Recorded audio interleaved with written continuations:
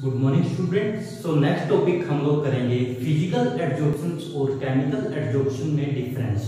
अभी हमने देखा था कि हमारे पास दो टाइप के एडजॉर्प्शंस थे। फर्स्ट वन था हमारे पास फिजिकल एडजॉर्प्शन, जहां पे weak van der Waals forces क्या हो रही थी, एडजॉर्बेट के मॉलिक्यूल के साथ एक्ट कर रही थी। दूसरा था हमारे पास केमिकल एडजॉर्प्शन, जिसमें केमिकल बॉन्ड की फॉर्मेशन हो रही थी। और ये केमिकल जो एडजॉर्प्शन था ये क्या था, हाईली एक्टिवेटेड एनर्जी के साथ था, जिसकी वजह से हमने इसे एक्टिवेटेड एडजॉर्प्शंस भी कहा था। सो नेक्स्ट जो टॉपिक है हमारे पास वो है डिफरेंस बिटवीन फिजिकल एडजॉर्प्शंस और केमिकल एडजॉर्प्शंस के बीच। तो देखिए पहला जो डिफरेंस है that is lack of specificity. Lack of specificity से क्या समझ में आता है, सबसे पहले आप लोग इस वर्ड को देखिए, दैट इज स्पेसिफिसिटी। स्पेसिफिसिटी से मतलब है कोई चीज क्या है, स्पेसिफिक। जैसे अगर हम देखें तो ये जो कैप होगी ये सिर्फ इसके अंदर ही क्या होगी, फिट होगी। तो इसे हम क्या कह सकते हैं कि that cap is the specific for that pain और दैट मार्कर। ठीक है, तो वो चीज क्या होगी, यानी कि स्पेसिफिसिटी। उसके बाद जो लैक ऑफ स्पेसिफिसिटी है, लैक का मतलब है यहाँ पे कमी। तो कहता है जो फिजिकल एडजॉर्प्शंस है इसके अंदर हमारे पास स्पेसिफिसिटी की क्या होती है, कमी होती है। वो कैसे होती है, देखिए surface of an adsorbent does not show any preference for the particular gas as weak van der Waals forces are the universal। क्या कहता है कि फिजिकल एडजॉर्प्शंस के अंदर ये कभी भी उन मॉलिक्यूल्स के लिए, उन गैस के एटम्स के लिए प्रेफरेंस शो नहीं करता जो एडजॉर्प्शंस मान लो एक बार सरफेस के ऊपर पहले हो गई है। ऐसा इसलिए होता है क्योंकि यहाँ पे क्या है, weak van der Waals force. और जो फोर्स कैसी होती है, यूनिवर्सल होती है। Weak van der Waals force होने के कारण पहले यानी कि जो मान लो एडजॉर्प्शंस यहाँ पे हुआ है, दूसरी बार जब होगा तो इसको क्या होना चाहिए था, प्रेफरेंस देनी चाहिए थी, लेकिन ऐसा नहीं होता। इसी वजह से हमने इसको क्या कहा है कि इसके अंदर हमारे पास लैक ऑफ स्पेसिफिसिटी है। और उसका रीजन है हमारे पास weak van der Waals force, क्योंकि weak van der Waals force एक बार अट्रैक्ट होने के बाद जब दोबारा मॉलिक्यूल आते हैं तो वो उनको पहचान नहीं पाता, हम ये बोल सकते हैं सिंपल वर्ड्स में। यही डिफरेंस जब हम देखते हैं केमिकल एडजॉर्प्शंस में और यू कैन से केमियोसॉर्प्शंस में, तो क्या है हमारे पास हाईली स्पेसिफिसिटी और हाईली स्पेसिफिक। यानी कि ये स्पेसिफिक नहीं होता बट ये क्या होता है, हाईली स्पेसिफिक। कैसे, it occurred only when the possibility of chemical bonding between adsorbate and adsorbent। कहता है ये जो केमिकल एडजॉर्प्शंस है ये सिर्फ तब होगा जब इनके पास चांस होंगे कि एडजॉर्बेट के मॉलिक्यूल जो कि बाहर से आ रहे थे और एडजॉर्बेट जो हमारा सरफेस था, कहता उन दोनों के बीच में जब पॉसिबिलिटी होगी कि उनके बीच में क्या हो सकता है, केमिकल बॉन्ड बन सकता है, तब हमारे पास क्या होगा, केमिकल एडजॉर्प्शन होगा। जिसकी वजह से हम इसे क्या कहेंगे कि ये हमारे पास हाईली स्पेसिफिक है एज कंपेयर टू फिजिकल एडजॉर्प्शंस। इसके अंदर क्या थी, लैक ऑफ स्पेसिफिसिटी, और इसके अंदर हमारे पास क्या होगी, हाईली स्पेसिफिसिटी।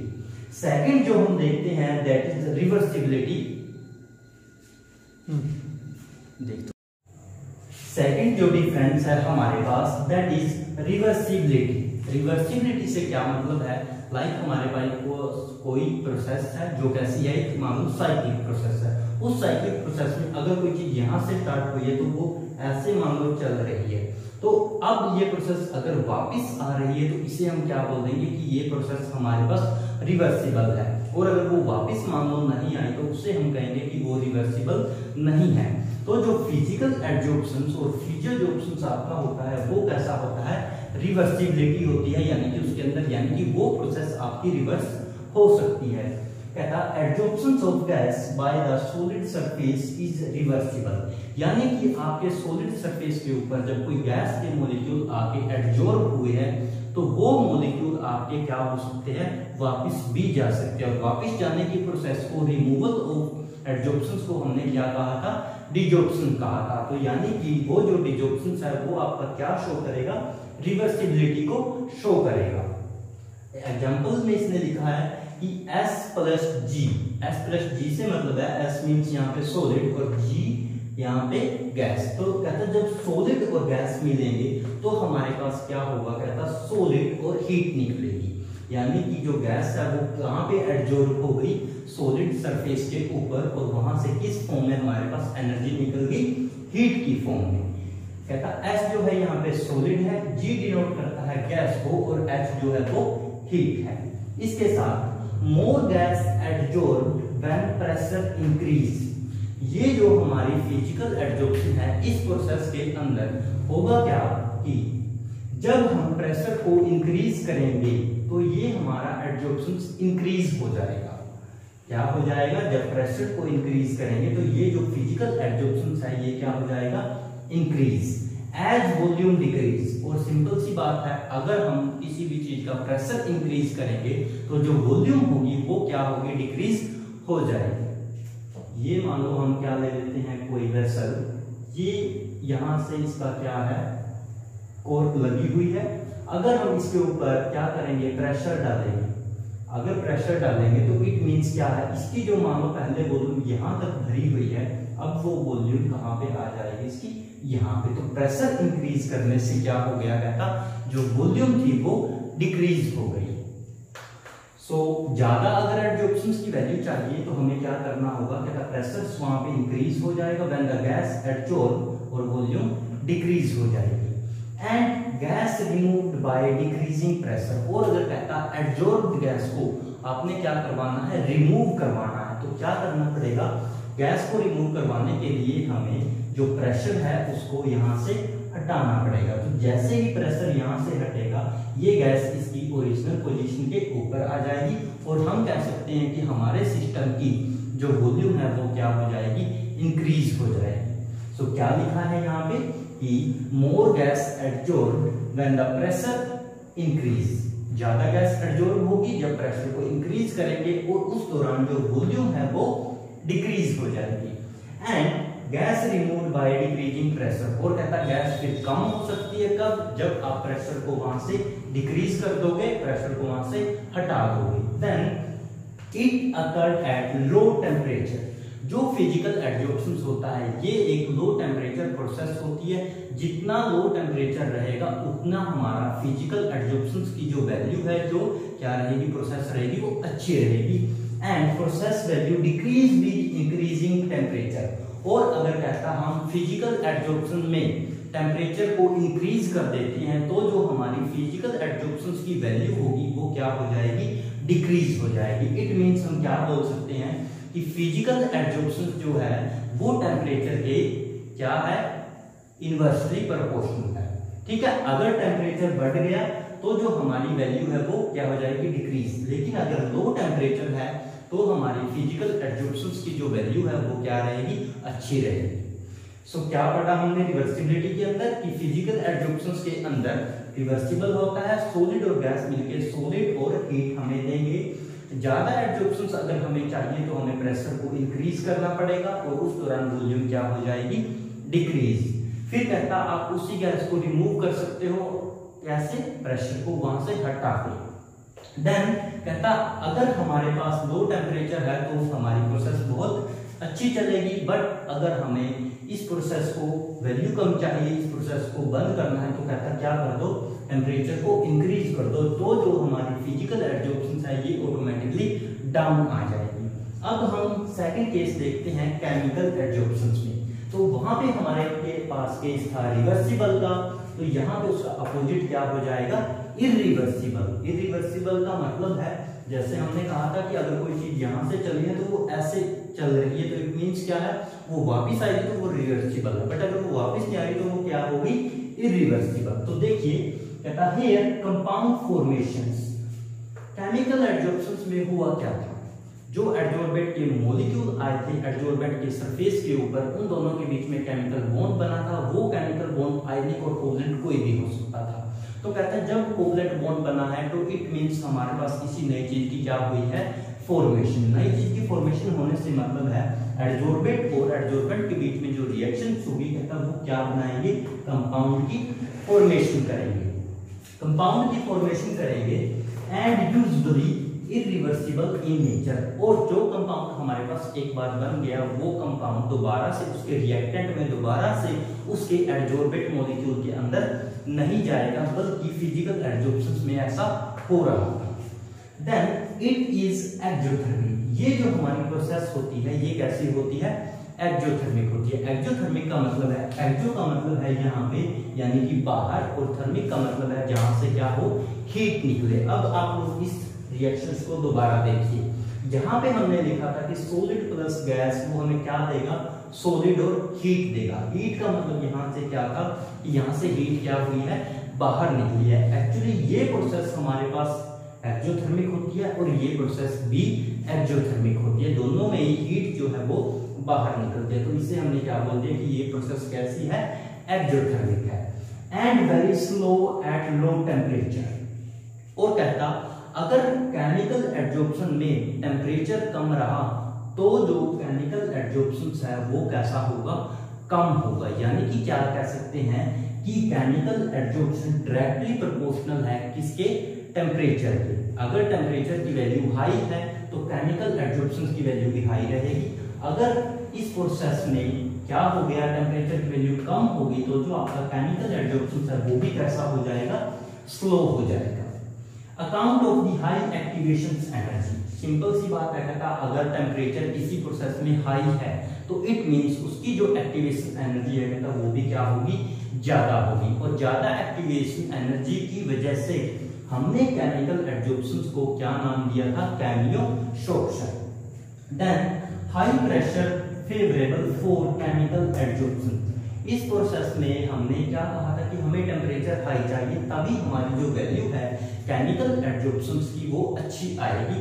तो इस प्रोसेस में जो प्रेशर है वो भी कैसा चाहिए हमें, हाई प्रेशर फेवरेबल होता है केमिकल एड्जॉर्प्शन के लिए। Adsorption often increase with rise in temperature. वही बात है कि अगर कहता हम टेम्परेचर को इंक्रीज कर देते हैं केमिकल एड्जॉर्प्शन में, देन जो हमारी प्रोसेस है, जो हमारी वैल्यू है वो क्या आती है, अच्छी आती है। इसके बाद हमारे पास है सरफेस एरिया ऑफ एडजॉर्बेंट। हमने दो डिफरेंस देख लिए, पहला lack of specificity, second high specificity, इधर रिवर्सिबल और इधर इरिवर्सिबल। सो थर्ड जो है हमारे पास वो है सरफेस एरिया ऑफ एडजॉर्बेंट। हमने लास्ट लेक्चर में पढ़ा था कि एक होता है एडजॉर्बेट, दूसरा होता है एडजॉर्बेंट। एडजॉर्बेट था वो गैस के मॉलिक्यूल जो एक्यूमुलेट हो रहे थे कहां पे, एडजॉर्बेंट के सरफेस पे। तो यानी कि सरफेस क्या है, एडजॉर्बेंट, और जो मॉलिक्यूल्स आए दैट इज एडजॉर्बेट। तो इसने कहा है surface area of adsorbent it increase with also increase in surface area of adsorbent. It means क्या है, इट का यहाँ पे मतलब है हमारी फिजियोजॉर्प्शन। कहता फिजियोजॉर्प्शन आपकी इंक्रीज हो जाएगी, कब इंक्रीज होगी, with increase in SA of adsorbent. SA से मतलब है यहाँ पे सरफेस एरिया। तो फिजिकल एडजॉर्प्शन आपकी इंक्रीज हो जाएगी जितना जो आपका सरफेस एरिया अगर वो भी क्या हो जाए, बड़ा हो जाए। इट मींस हमें पता है हम सरफेस केमिस्ट्री पढ़ रहे हैं और ये क्या होता है, एक सरफेस फिनोमिना। जितना ज्यादा किसी भी प्रोसेस में एडजॉर्बेंट का सरफेस एरिया होगा उतनी ही ज्यादा हमारे पास क्या होगी, फिजिकल एडजॉर्प्शन। अब यही डिफरेंस हमें कहां पे देखना है, केमिकल एडजॉर्प्शन में। केमिकल एडजॉर्प्शन में क्या कहता है, देखिए हम पढ़ रहे हैं सरफेस केमिस्ट्री। सो जो ये दोनों प्रोसेस है ये कैसी प्रोसेस है, सरफेस फिनोमिना। तो ये जो डिफरेंस रहेगा सरफेस फिनोमिना का, ये दोनों में क्या रहेगा, सेम। यानी कि यहाँ पे भी सरफेस एरिया बढ़ने से एडजॉर्बेंट का क्या हो रही थी, फिजिकल एडजॉर्प्शन बढ़ रहा था। और यहाँ पे भी क्या होगा, सरफेस एरिया बढ़ने से एडजॉर्बेंट का जो केमिकल एडजॉर्प्शन है वो आपका इंक्रीज होगा। कहता सेम एज फिजियोजॉर्प्शन, जैसा आपने फिजियोजॉर्प्शन में पढ़ा वही सेम लाइंस हमारे पास कहाँ पे अप्लाई होगी, केमिकल एडजॉर्प्शन में। देन एसए यानी कि surface area increase directly proportional chemisorption. अगर कहता आप सरफेस एरिया को इंक्रीज करोगे तो वो डायरेक्टली प्रोपोर्शनल रहेगा केमियोजॉर्प्शन के। It means surface area increase with increase the value chemisorption. ठीक है। देन हमारे पास आता है fourth point, that is enthalpy. अब एंथैल्पी क्या है, हमने लास्ट लेक्चर में देखा था जहां पे हमने कहा था कि हमारी जो मैकेनिज्म ऑफ एक्शन था या मैकेनिज्म ऑफ एडजॉर्प्शन था, वहां पे हमने बोला था कि del G is equal to del H minus T del S. चलिए लिख देते हैं। हमने क्या कहा था कि del G is equal to del H minus T del S. फिर हमने इसमें बताया था कि अगर आपकी डेल एच की वैल्यू क्या हो जाए, नेगेटिव हो जाए, और डेल एस की भी वैल्यू कहता अगर आपके पास नेगेटिव हो जाए तो कहता इट मींस जब हम इन दोनों को सोल्व करेंगे तो कहता जो आपकी डेल जी की वैल्यू होगी वो भी कैसी आएगी, नेगेटिव आएगी।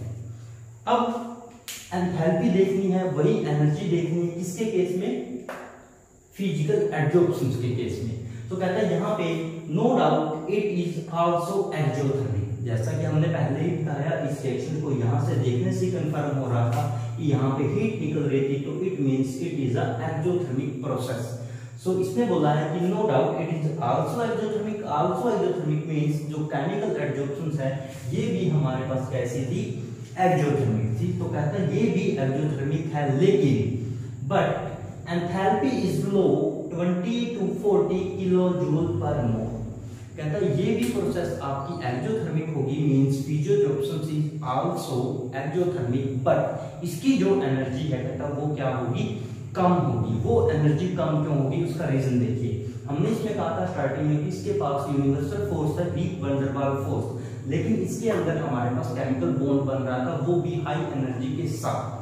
तो कहते हैं यहाँ पे जो weak van der Waals force है उसकी वजह से जो सिस्टम की एनर्जी होगी वो भी कैसी होगी, कम होगी। और वो कितनी कम होगी, कहता आपके पास उसकी वैल्यू है बिल्कुल लो, जो है 20 से लेकर 40 के बीच में किलो जूल पर मोल।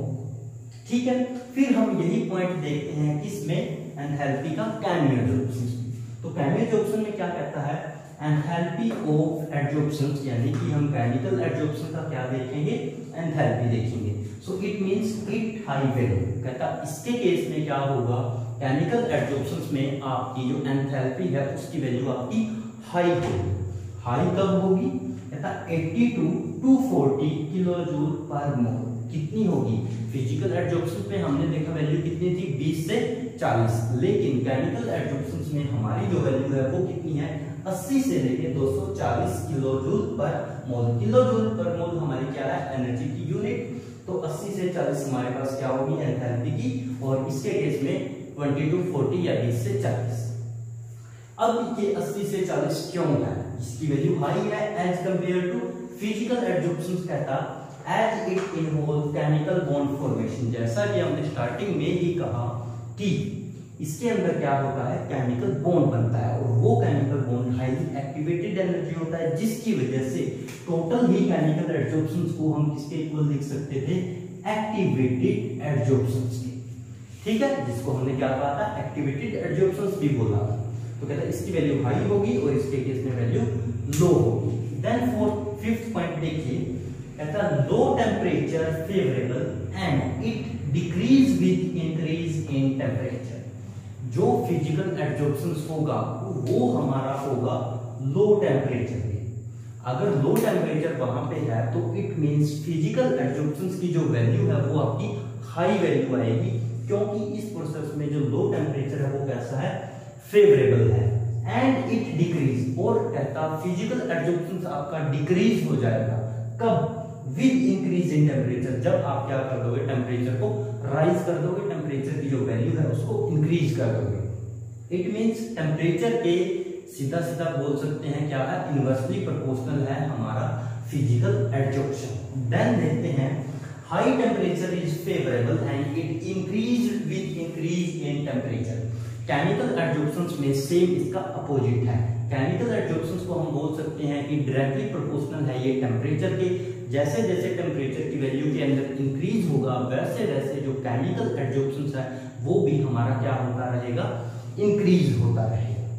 देन हमारे पास लास्ट पॉइंट है, it results into multi molecular layer on adsorbent surface under high pressure. जब हमने कहता फिजिकल एड्जॉर्प्शंस में हाई प्रेशर किया तो कहता उस हाई प्रेशर के दौरान ये जो हमें रिजल्ट देगा वो रिजल्ट देगा हमें मल्टी मॉलिक्यूलर लेयर की फॉर्म में। मल्टी मॉलिक्यूलर लेयर से क्या मतलब है, यहाँ पे हमारे पास कि ऐसा नहीं है मान लो हमारे पास ये कोई सरफेस था, बाहर से ये कोई मॉलिक्यूल्स आ गए, यहाँ पे एड्जॉर्प्शन हो गया, weak van der Waals force इन दोनों के बीच में है, लो इनकी एनर्जी है, लो यहाँ पे टेम्परेचर है। तो कहता मान लो फाइनल जो हमारा प्रोडक्ट आएगा वो वो किसकी फॉर्म में आएगा, मल्टी मॉलिक्यूलर लेयर की फॉर्म में। लेकिन अगर कहता हम इसको कंपेयर करें किसके साथ, केमिकल एडजॉर्प्शन के साथ, तो ये पॉइंट क्या बोलेगा कि it results into unimolecular layer. कहता इसके केस में हमारे पास सिर्फ क्या रिजल्ट आएंगे, यूनिमोलिक्यूलर लेयर आएगी, यानी कि सिर्फ एक टाइप के जो मॉलिक्यूल्स होंगे वो हमें रिजल्ट के अंदर शो होंगे। ऐसा इसलिए क्योंकि यहाँ पे जो केमिकल बॉन्ड बनता है उसकी जो एनर्जी होती है वो इनको इस हिसाब से रखती है कि बाकी जो सारे मॉलिक्यूल्स थे वो वहाँ पे एक कंपाउंड बना देते हैं, जिसकी वजह से हमें एक फाइनल प्रोडक्ट मिलता है। बट यहाँ पे हमारे पास क्या होता है कि मल्टी मॉलिक्यूलर लेयर बन जाती है डिफरेंट मॉलिक्यूल्स की। तो ये थे हमारे फिजिकल और केमिकल एडजॉर्प्शन के डिफरेंस के कुछ पॉइंट। अब एक बार हम फटाफट को इनको क्विक रिवीजन करेंगे। देखिए, फिजिकल और केमिकल एडजॉर्प्शन में डिफरेंस करना है। पहला डिफरेंस है हमारे पास लैक ऑफ स्पेसिफिसिटी। स्पेसिफिसिटी से मतलब है कोई चीज स्पेसिफिक होती है, जैसे ये चीज इसके लिए स्पेसिफिक है, ये कैप किसी पेन के अंदर नहीं आ सकती, सिर्फ इसी में आएगी। तो कहता है सरफेस जो है एडजॉर्बेंट का वो आपका कभी भी प्रेफरेंस नहीं देता उन मॉलिक्यूल्स को जो मॉलिक्यूल ऑलरेडी क्या हो चुके हैं, ऑलरेडी एक बार एडजॉर्ब हो चुके हैं। ऐसा इसलिए क्योंकि इनके पास जो वीक वंडर वाल फोर्स है वो कैसी है, यूनिवर्सल फोर्स है। लेकिन ये कहता हमारे पास हाईली स्पेसिफिक है। ऐसा इसलिए क्योंकि यहाँ पे जैसे ही एडजॉर्बेंट के मॉलिक्यूल आते हैं on the surface of adsorbent they form chemical bond and finally they convert into a chemical compound. So second जो डिफरेंस है दैट इज रिवर्सिबल।